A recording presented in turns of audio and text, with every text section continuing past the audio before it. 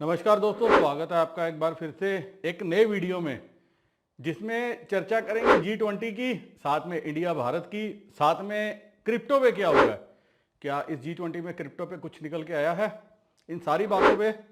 और आगे बढ़ने से पहले, चर्चा करने से पहले आप सभी से एक सवाल, G20 का इंडिया पे असर क्या है, इंडिया को कितना फायदा होगा, ये आप कमेंट करके बताइए। दूसरा, इंडिया और भारत दोनों में अंतर क्या है, यह कमेंट करके बताइएगा।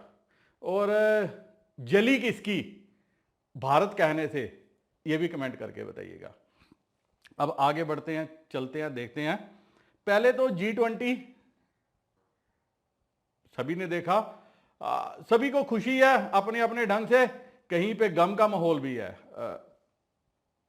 आलोचना भी हो रही है G20 की कि हमें नहीं बुलाया, ऐसा नहीं हुआ, वैसा नहीं हुआ, और कहीं खुशी का माहौल भी है। कैसे? मेरे आपके हम सभी को दिलों में है कि हमारे यहाँ पे G20 हुई है, हमें बहुत फायदा होगा, बहुत फायदा होगा, बहुत फायदा होगा। पहले तो एक बात बता दूं, ये पॉलिसी बैठकें जो होती हैं, आपने देखा होगा प्रधानमंत्री जी हर कंट्री में कहीं ना कहीं जाते हैं, घूमते हैं, फिरते हैं, पॉलिसीज में भाग लेते हैं जो अलग अलग कंट्रीज में होती हैं। और क्या हर कंट्री को पॉलिसी इसके बाद फायदा होता है? और इंडिया में कहा जा रहा है कि पहली बार G20 की बैठक हुई है और इसके लिए विश्व गुरु बनने की जो प्रक्रिया है वो और तेज हो जाएगी। विश्व गुरु तो हम पहले से थे, पहले तो मुझे यही नहीं पता लगता कि वह कौन से लोग हैं जो मानते हैं कि हम विश्व गुरु नहीं हैं। अगर भारत की देखा जाए पूरे का पूरा नक्शा, जो नया मानचित्र जो नई संसद में लगा है, वहां पे एक बहुत बड़ा जो है वर्ग दिखाया गया है, जिसमें कई जो हमारे आसपास की कंट्रीज हैं उनको भी भारत का हिस्सा बताया गया। नो ऑफ कोर्स ये सब था जब हमारे टुकड़े नहीं हुए थे, जब भारत था टुकड़े नहीं हुए थे तो काफी बड़ा एरिया था। लेकिन जैसे जैसे टुकड़े होते गए, अब क्या उन टुकड़ों को वापस लिया जाएगा, शामिल किया जाएगा, क्या होगा, ये भविष्य के ऊपर डिपेंड है। शायद इसका जवाब आज ढूंढना काफी डिफिकल्ट है, लेकिन आज किसका जवाब ढूंढ सकते हैं? आज ढूंढ सकते हैं कि ये सारा जो कुछ हुआ है इसका क्या अंजाम जो है हमारे भारतवर्ष पे आने वाली पीढ़ियों पे देखने को मिल सकता है। दोस्तों, कोई बहुत ज्यादा फायदा फिलहाल आज के लिए 10 साल 15 साल में क्या होगा वो मैं आज प्रिडिक्ट नहीं कर सकता, लेकिन अगर मैं आज की सिनेरियो को देख के चलूं तो मुझे कोई बहुत बड़ा फायदा इसमें नजर नहीं आ रहा, क्योंकि ऐसी बैठकें हर साल जो है अलग अलग कंट्रीज में होती हैं, अलग अलग पॉलिसीज बनती हैं। अगर हम भविष्य को देखेंगे, पास्ट की मीटिंग्स को देखेंगे, तो कहीं ऐसा नहीं है कि उस कंट्री की अर्थव्यवस्था ने बहुत बड़ी कहीं छलांग लगाई हो। हमारे यहां जब गेम्स हुई थी, जब आपने देखा था दिल्ली में गेम्स हुई थी, काफी चर्चा थी कि इसके बाद दिल्ली की कायाकल्प पलट जाएगी, नक्शे बदल जाएंगे, ये होगा, वो होगा। क्या हुआ बाद में आप सभी ने जानते हो, वो निकला गया स्कैम्स का अड्डा। और G20 है तो देखा जाए तो बहुत पॉजिटिव है, लेकिन ये पॉजिटिव में रशिया नहीं आया, चाइना नहीं आया। क्यों नहीं आया? उनके अपने कारण हो सकते हैं, लेकिन उससे कहीं ना कहीं यह संदेश देके गया कि अभी भी एक पूरे जो वर्ल्ड ऑर्डर चेंज हो रहा है उसको चेंज करने में भारत अपनी भूमिका तो निभा रहा है, लेकिन कुछ कंट्रीज ऐसी हैं, जैसे रशिया हमारा काफी अच्छा दोस्त था, आज भी कहा जा सकता है कि दोस्त है, लेकिन कहीं ना कहीं अब उसके दिल में यह आ रहा है कि क्या भारत खुल के मेरे साथ खड़ा है, क्या भारत खुल के हमारे साथ चल सकता है, क्या भारत खुल के मेरे को सपोर्ट कर सकता है। उन्होंने अपने डिप्टी प्राइम मिनिस्टर को भेजा था, लेकिन खुद रशियन प्राइम मिनिस्टर नहीं आए। कारण और भी हैं, क्योंकि उन पे काफी कुछ केस चल रहे हैं इंटरनेशनल कोर्ट पे, इसलिए वो नहीं आ सकते। लेकिन कोई बहुत बड़ी लीप्स एंड बाउंड्स यहां से हमें फायदा देखने को मिल जाएगा, वैसा मुझे अभी तक जो है फ्रैंकली स्पीकिंग G20 की बैठक में देखने को नहीं मिला। भविष्य में कुछ होगा तो जरूर उस पर भी चर्चा करेंगे, लेकिन पॉजिटिव क्या था कि इतने सालों बाद जो है फर्स्ट टाइम इंडिया को मौका मिला, वे अपने आप में सबसे बड़ी बात है।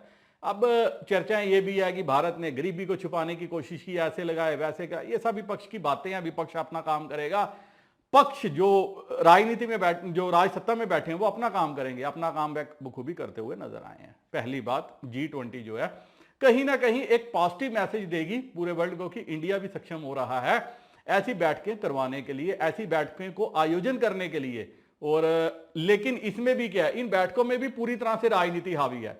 जैसे मैं जम्मू कश्मीर से हूं तो जम्मू कश्मीर के संदर्भ में बात करूं, G20 का पूरा फोकस कश्मीर में रहा, जम्मू में कहीं कुछ नहीं हुआ। मतलब कश्मीर की इकॉनमी जो पहले से बूम में थी, कश्मीर की इकॉनमी जहां सब कुछ पहले से है, कश्मीर की इकॉनमी जहां पे मतलब अगर आप इनकम सोर्स उनके कैलकुलेट करोगे, कैलकुलेट करते करते थक जाओगे।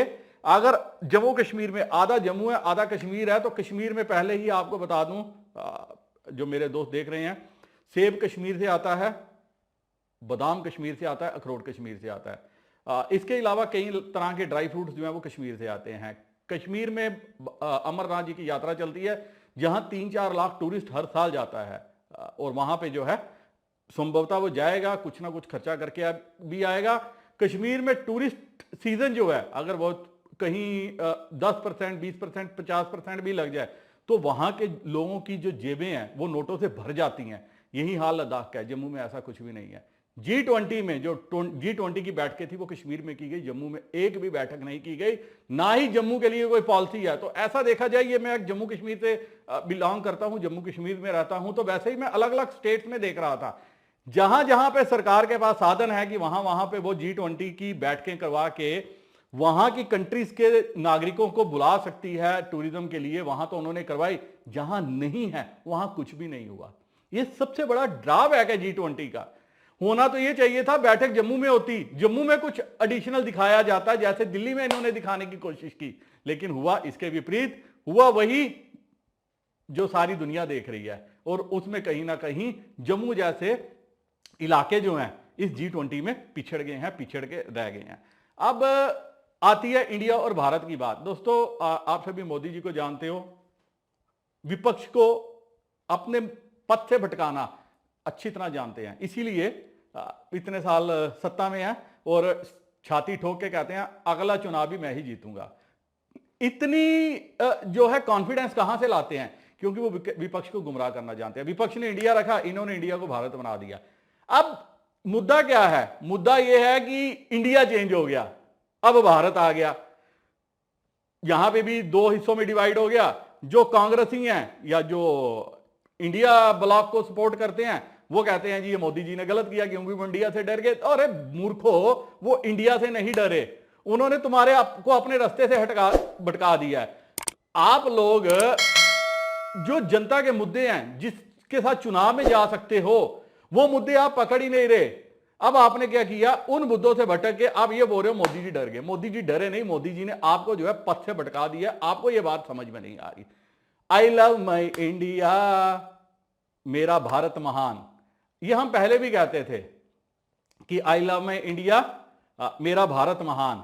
इंडिया भी आता है, भारत भी आता है, जैसा परिपेक्ष है वैसे हम यूज करते थे। India is Bharat, Bharat is India.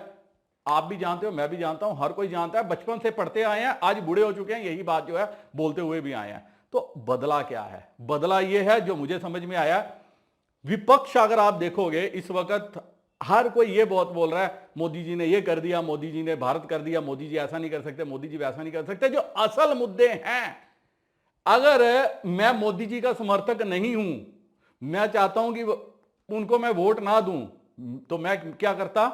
मैं 10 मुद्दे गिनाता कि मोदी जी ने ये नहीं किया, मोदी जी ने वो नहीं किया, मोदी जी ने वो नहीं किया। और अब मैं क्या बोल रहा हूं मोदी जी हमसे डर गए। अब मैं वो मुद्दे लोगों को नहीं समझा रहा।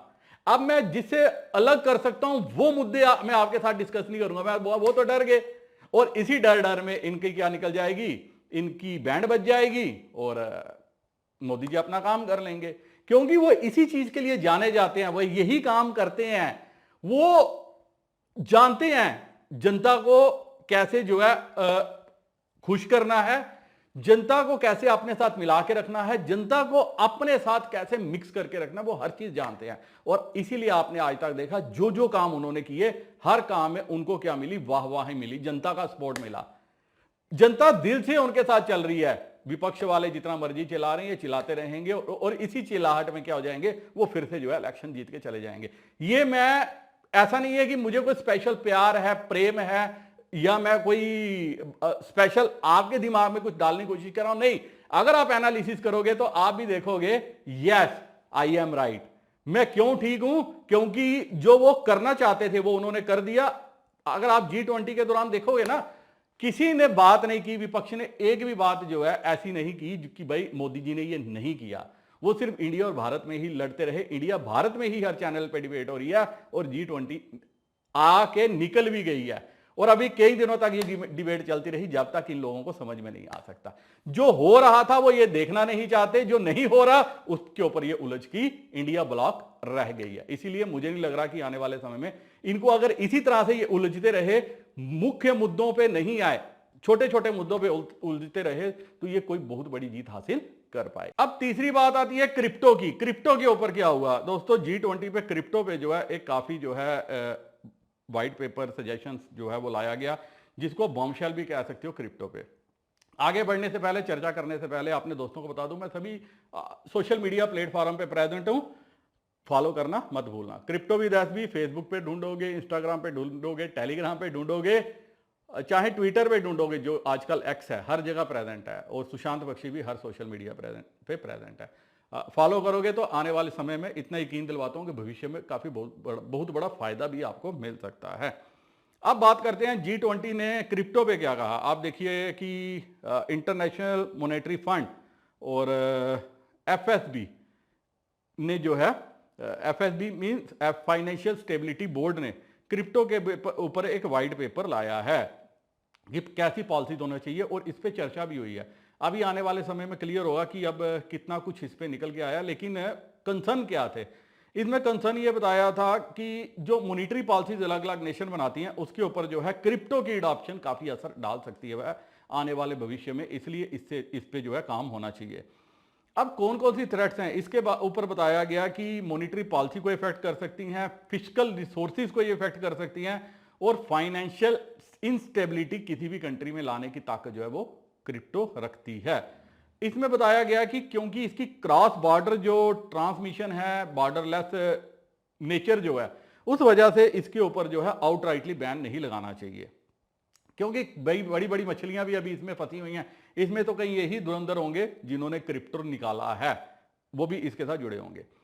तो बताया गया कि चैलेंजिंग हो सकता है अगर इस पे बैन लगाया जाए, लेकिन इसमें यह बताया गया कि इसको लाइसेंसिंग किया जा सकता है। और सबसे ज्यादा इस पे काम किसने किया? भारत ने किया। भारत के कहने पे ये सब कुछ हुआ है।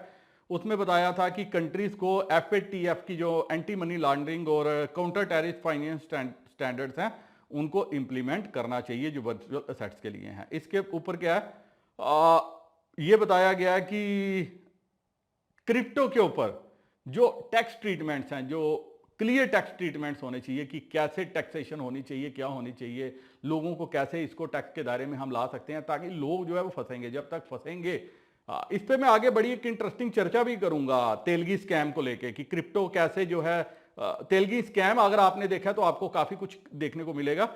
जैसे मैं इसको कंक्लूड करता हूं, उसके बाद मैं उस पर भी आपको बताने की कोशिश करूंगा। उसके बाद बताया गया है कि आउटराइट बैन अगर करेंगे तो वो काउंटर प्रोडक्टिव होंगे, लेकिन टारगेटेड बैन जो है वो नीडेड है कुछ एरियाज में। तो वो बताया गया कि इमर्जिंग मार्केट, जैसे इंडिया इमर्जिंग मार्केट में आता है, इमर्जिंग मार्केट्स में जो है वो जो है टारगेट जो है मोर एप्रोप्रिएट होनी चाहिए, ताकि ये किसी भी तरह से जो है, जो एंटी टेररिज्म स्क्वाड्स होते हैं, जो एंटी टेररिज्म एक्टिविटीज में संलिप्त लोग होते हैं, उनको इससे दूर रखा जा सके। उसके बाद बताया गया कि क्रिप्टो सर्विस प्रोवाइडर्स को अगर हम लाइसेंसिंग, किसी भी तरह से लाइसेंसिंग करके फील्ड में लाते हैं, लाइसेंस देके अगर उनको रेगुलाइज करने की कोशिश करते हैं, तो इससे एक बहुत बड़ा जो गैप है वो फिल हो जाएगा। और इससे क्या होगा कि ये बेटर कंप्लायंस मॉनिटरिंग और रिपोर्टिंग कर सकते हैं। स्टेबल कॉइंस के बारे में भी इस पे बताया। मतलब आप देखो, क्रिप्टो की किसी चीज को छोड़ा नहीं गया इस व्हाइट पेपर में, हर चीज पे डिस्कशन की गई। उसके बाद बताया कि स्टेबल कॉइंस जो है ट्रेडिशनल करेंसीज को जो है ये खतरा है, इसलिए स्टेबल कॉइंस को जो है ये खत्म करना चाहिए। उसके बाद बताया गया है कि स्टेबल कॉइंस आप जो है वो पैक्ड हैं फिएट मनी, मतलब फिएट मनी की तरह काम करती हैं, तो इससे तेजी से कैपिटल फ्लाइट हो सकती है। मतलब जो लोग रियल एसेट्स, रियल मनी, जो फिएट मनी पोजेस करते हैं, वो क्या करेंगे, वो जो स्टेबल कॉइंस हैं उनकी तरफ अट्रैक्ट होंगे, इसलिए इनको डीमोटिवेट करने की जरूरत है। और फाइनेंशियल स्टेबिलिटी के लिए एक बहुत बड़ा जो है रिस्क जो है वो किया जा सकता है। अगर ओवरऑल देखोगे, पॉलिसी पेपर जो है वो रेगुलेशंस पे बात कर रहा है, ना कि बैन पे बात कर रहा है।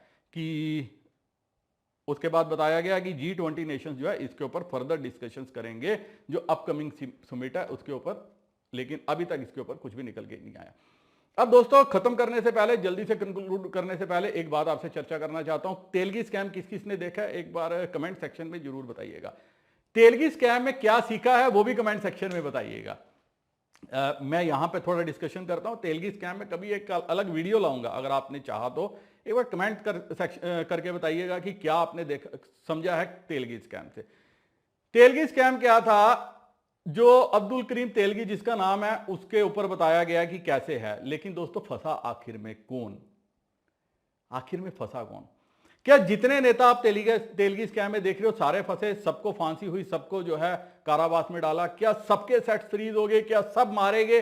क्या सबके परिवार वाले जो है बेदखल हो गए? क्या सबके परिवार वालों ने सब कुछ जीरो हो गया? क्या सबके परिवार वाले बच गए जो इस स्कैम में थे? नहीं, मरा खाली तेलगी। जो पैसे छापना चाहता था, जो पैसे कमाना चाहता था, जो पैसे के दम पे आगे बढ़ना चाहता था, वो हर किसी को अपने साथ मिलाता रहा, लेकिन आखिर में मारा कौन? वही। यही हाल क्रिप्टो का है। माल सभी खाएंगे, पैसा सभी बनाएंगे, खा सभी रहे हैं, पी सभी रहे हैं, दौड़ सभी रहे हैं, लेकिन मर कौन रहा है? जो प्रमोटर है। जैसे आपने एफटीएक्स के केस में देखा था, अंदर कौन जा रहा है? जो हेड है, सारा ठीकरा उस पर फोड़ा जा रहा है। क्या 10 billion dollar, 20 billion dollar, 30 billion dollar, 2 billion dollar, 5 billion dollar खाली एक आदमी खा रहा है इसमें से? ये सोचने वाली बात है। नहीं, ये तब तक तेलगी क्या था, तेलगी ने एक सिस्टम खड़ा किया था, जो हमारा एग्जिस्टिंग सिस्टम था, उसी के पैरेलल वो अपना सिस्टम चला रहा था। यही हाल क्रिप्टो में है। इसीलिए मैं बार बार कहता हूं, जिस दिन सरकार बिफर गई और तेलगी को अगर खत्म किया, किसने खत्म किया? इसी सरकार ने खत्म किया। जब सरकारी आदमियों को पता चल गया कि अब हम इसको और ज्यादा निचोड़ नहीं सकते और इसको और निचोड़ना अब हमारे लिए खतरे की घंटी हो सकता है, उन्होंने क्या किया? उसी के गले में घंटी डाल दी और उसी को जो है बलि दे दी, और आज उसी के नाम पे सीरियल बना और उसी को लोग बोल रहे हैं चोर। लेकिन उस सारे सिस्टम के साथ जो लोग जुड़े हुए थे, उनमें से किसी का नाम भी लोगों नहीं पता, और उनमें से उस सिस्टम के पार्ट के जो लोग थे उनको कोई चोर नहीं बोल रहा। इसीलिए क्रिप्टो भी क्या है, मैं बार बार कई बार कहता हूं, क्रिप्टो जैसे तेलगी में जो लोग जुड़े हुए थे, बहुत पैसा उन्होंने बनाया, आपने देखा होगा सीरियल से, आपको समझ में आया होगा। वैसे ही क्रिप्टो आने वाले समय में अगर तो ये लीगल हो जाती है, सब कुछ हो जाता है, फाइनेंशियल स्टेबिलिटी की तरफ ये अपना लैंडिंग हैंड देती है, तो ये बहुत बड़ा फायदा देके जा सकती है। लेकिन अगर सब कुछ खत्म होता है, अगर बड़े लोगों जो इस क्रिप्टो फील्ड के साथ जुड़े हैं, उनके दिमाग में ये चोर बाजारी आती है कि ठीक है, अब हमने तो पैसा जो इकट्ठा करना था कर लिया, अब मरने दो, जो मर रहा है, जो काइंड डेड हो रहा है होने दो, जो जैसे चल रहा है उसको चलने दो। उस केस में क्या होगा? मेरा, आपका, हम सभी का पैसा क्या हो जाएगा? डूब जाएगा। इसीलिए क्रिप्टो में उतने सेट्स रखो जितने क्या हो, जरूरी हो, और दुआ करो कि इसके ऊपर जल्दी से जल्दी फाइनेंशियल रेगुलेटरीज आए। जब ये कानून बन जाएगा, फिर कोई भी आदमी स्कैम नहीं कर पाएगा, और अगर स्कैम होगा तो मेरा और आपका पैसा हमें कहीं ना कहीं, किसी ना किसी रूप में वापस जरूर मिलेगा।